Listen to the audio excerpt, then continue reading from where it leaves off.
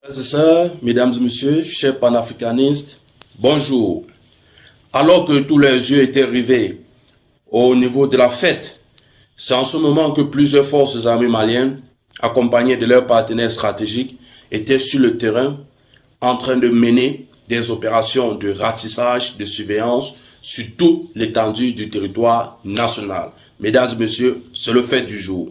Vous devez nous faire confiance parce que nous parlons toujours avec des éléments de preuve. Nous parlons avec toujours des éléments que vous, à votre niveau, vous pouvez vérifier. C'est la raison pour laquelle je vous demande de nous faire confiance, de lire cette vidéo jusqu'à la fin, parce que vous allez voir dans cette vidéo tout ce qui s'est passé d'hier concernant les opérations que les forces armées maliennes, accompagnées de l'armée russe, ont menées hier. Mais avant de continuer, pour tous ceux-là qui sont nouveaux, qui veulent faire partie désormais de notre communauté, j'ai appelé la communauté intelligente, vous devez juste vous abonner, activer la cloche de notification. Si vous ne pouvez pas partager nos vidéos, laissez juste des likes. C'est votre façon à vous de nous apporter non seulement un verre d'eau, mais également d'envoyer des ondes positives à l'endroit des pays membres de l'AES. Car ici, nous soutenons les pays qui se défendent, des pays qui se battent pour la souveraineté de leur pays. Lorsque j'ai dit ceci, je reviens à l'essentiel. Pour ceux qui connaissent bien Bamako, là c'est la ville de Bamako. Nous sommes ici en plein surveillance, en plein ratissage. Les forces armées, accompagnées de leurs partenaires stratégiques, ne dorment pas. C'est la preuve palpable qu'ils ont reçu, n'est-ce pas, l'onction, qu'ils sont là pour se battre pour nous, qui ne veulent rien lâcher. D'ailleurs, le général Assimi Goïta a fait une sortie. Dans l'une de ses sorties, il a dit, si j'échoue, c'est toute la jeunesse malienne qui aurait échoué. C'est cet état d'esprit que nos forces armées ont sur le terrain. Et je vous demande encore une fois de plus de leur faire confiance. Je vous demande de leur envoyer des ondes positives. Parce que ce que ces gars font ces derniers temps est juste exceptionnel et remarquable. Lorsque je dis ceci, je prends aussi un autre pan de la situation, de ce qui s'est passé d'hier. Hier, on a observé plusieurs bombardements aux côtés de Kidal, mais rassurez-vous, les terreaux ont vu le feu hier. Ils étaient assommés, asphyxiés, ils n'ont rien compris, ils n'ont rien vu, ils ne connaissaient même pas par où commencer ou par où finir. C'est la preuve significative que la montée en puissance des forces armées maliennes sur le terrain n'est plus à démontrer. Mesdames et messieurs, vous devez absolument faire confiance à nos forces qui sont sur le terrain. Vous devez les faire confiance. Et vous devez également éviter la manipulation de l'information. Vous savez, seule la lutte libère. Et lors d'une guerre, c'est que on utilise comme arme pour toucher les plus vulnérables, c'est l'information. Raison pour laquelle je vous appelle à faire très attention à la manipulation de l'information. À savoir où avoir des bonnes informations, ce qu'on appelle sources crédibles, et où vous ne devez pas faire confiance. Nous sommes vos frères, nous menons le même combat, qui est celui de se battre pour son autonomisation, pour sa souveraineté, pour la sécurité de l'ensemble du territoire national. Dans l'une de mes sorties, je rappelais que l'armée russe est un partenaire dans cette lutte, un partenaire stratégique. Certains étaient sceptiques par rapport, mais je vais encore renforcer cette analyse. La Russie n'est pas au Mali pour s'enrichir. La Russie est au Mali pour tisser ses liens et former plusieurs alliés diplomatiques afin de lutter contre d'autres occidentaux. D'autres vont dire, est-ce que l'ennemi de notre ennemi ne serait pas aussi notre ennemi? Mais à un certain moment, si vous avez un ennemi qui peut vous donner un verre d'eau, par rapport à ce que son autre ennemi ne peut pas vous donner, l'eau c'est la vie. Et lorsque vous avez la vie, vous avez tout ce qu'il faut. L'idéal serait d'être avec quelqu'un, au-delà de la géopolitique.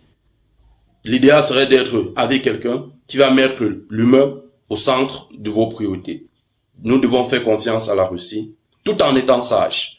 Nous connaissons notre gouvernement sage, nous connaissons notre peuple debout, nous connaissons toute la communauté debout. Nous devons être avec ceux qui n'ont pas faim. Nous devons être avec ceux qui nous comprennent. Nous devons être avec ceux qui comprennent la bataille que nous menons. Nous ne devons pas être avec ceux qui n'ont pas faim, mais qui ont besoin de nous pour continuer à vivre. Non, c'est deux choses différentes. Nous ne devons pas être avec ceux-là. Nous ne devons pas être avec ceux-là. Je prends un exemple simple. C'est comme quelqu'un qui sous-entend dit qu'il t'aide, et lorsque tu dis que tu n'as plus besoin de son aide, il se fâche plus que toi. Est-ce que c'est normal? C'est à nous de comprendre la quintessence de ce qui se passe derrière. Tu ne peux pas m'aider, et lorsque je dis je ne veux plus de ton aide, au lieu que tu me laisses tranquillement, tu continues à te fâcher. Ça veut dire, derrière cette aide, tu faisais autre chose.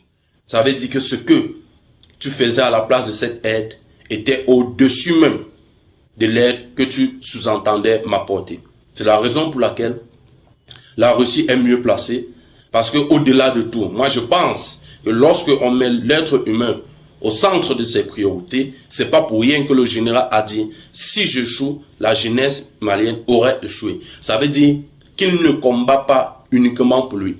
Il combat pour les jeunes de demain, pour les jeunes d'après-demain et des futurs à venir. Vous voyez que la bataille ne se limite pas seulement pour maintenant. C'est la raison pour laquelle vous allez constater que dans la majorité de mes vidéos, je dis toujours ceci: seule la lutte libère. Et la souveraineté, elle ne se donne pas, elle s'arrache. Pour l'avoir, il faut faire la guerre. Il y aura des pertes. Mais rassurez-vous, seule la lutte libère. Seule la lutte libère, les gars. C'est maintenant ou à jamais. C'est maintenant ou à jamais. Les forces mènent des opérations de très très haute intensité ces derniers temps. Vous devez leur faire confiance. Parce que eux, ce sont nos enfants. Ce sont nos pères d'enfants. Et nous appelons au général Assimi Goïta de multiplier des recrutements massifs. De multiplier vraiment des recrutements. De multiplier également les comités de vigilance. Parce que vous savez, dans cette guerre asymétrique, parfois l'ennemi est au milieu de nous. Nous appelons donc au bon sens, à la responsabilité des citoyens, de dénoncer tout cela. Vous avez les numéros verts, je les affiche constamment sur mes sorties. Vous avez les numéros verts. Lorsque vous sentez qu'il y a un traître parmi vous, dénoncez-les parce que nos forces armées sont à leur traque. Nos forces armées sont à leur traque et c'est à vous de les dénoncer. Vous ne devez pas les protéger parce que ce que ces gars font est juste, ils font des exactions inoubliables à cette famille. Donc les gars, vous devez faire très très attention. Nous appelons à la bonne vigilance et à la diligence de nos concitoyens. Le Burkina Faso et le Niger également sont dans cette même lancée. Nous voyons d'ailleurs les développements qui se passent au niveau du Burkina Faso. C'est la raison pour laquelle, si tous les présidents africains pouvaient comprendre le jeu, ou du moins pouvaient comprendre les batailles que les pays membres de l'AES sont en train de mener, je vous assure que le peuple africain aurait trouvé tout pleinement sa souveraineté. Lorsque tous ces peuples africains vont trouver leur souveraineté, je vous rassure que plusieurs pays de l'Occident vont chuter. Plusieurs pays occidentaux vont chuter. Parce que c'est grâce aux matières premières du peuple africain que bon nombre parmi ces pays s'enrichissent. Donc, chers peuples africains, restons unis, restons debout. Vive le peuple malien, vive le peuple niger, vive le peuple burkinabé, vive le général Assimi Goïta, vive le colonel Ibrahim Traoré, vive le président nigérien. Mesdames et messieurs, faites-nous toujours confiance, restez scotchés sur nos plateformes. Si vous êtes nouveau, abonnez-vous. Lorsque j'ai dit ceci, je me pose une seule question. Avec tout ceci, que faites-vous encore ailleurs?